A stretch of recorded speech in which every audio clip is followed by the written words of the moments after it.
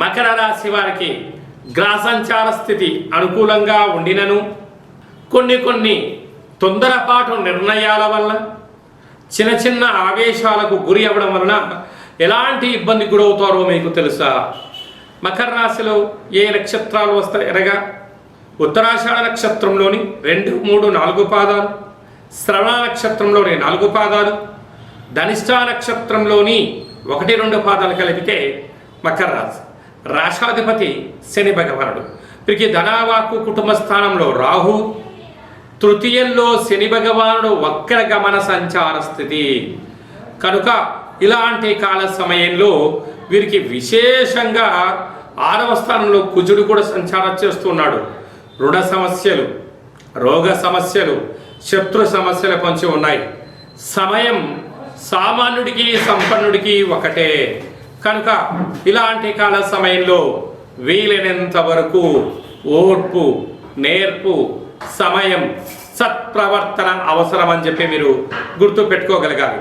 అదే కాకుండా రవి భగవానుడు 12 సంవత్సరాల తర్వాత దేవగురు బృహస్పతి అయినటువంటి గురువుతో సంచారం చేయనప్పుడు సకాలంలో తిండి, సకాలంలో నిద్ర అవసరం అని చెప్పి కూడా మీరు గుర్తు పెట్టుకోగలగాలి.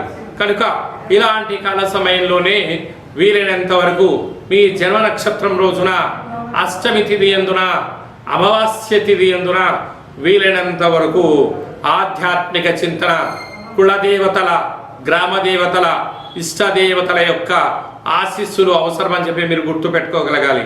కనుక ఇది అసలే వర్షాకాలం అవడం వలన ఉప్పు నీటితో లేక ఉప్పుతో దిష్టి తీసి బయట పడేయడం వలన సకల దోషాలు తొలగించుకొని గ్రహ ఐశ్వర్యాలు పొందుతూ మానసికంగా, శారీరకంగా సకల దోషాలు తొలగించుకోవచ్చు అని చెప్పి గమనించాలి. కనుక ఈ మకర రాశి జాతకులు వీలైనంత వరకు గోరువెచ్చని ఆహారం తినడం, ఐస్ క్రీమ్కు, చల్లటి పదార్థాలకు దూరంగా ఉండడం, ఆరోగ్యంగా ఉండే మానవ ప్రయత్నం చేయాలి. తగు వ్యాయామం అవసరం అని చెప్పి కూడా మీరు గుర్తు పెట్టుకోగలగాలి.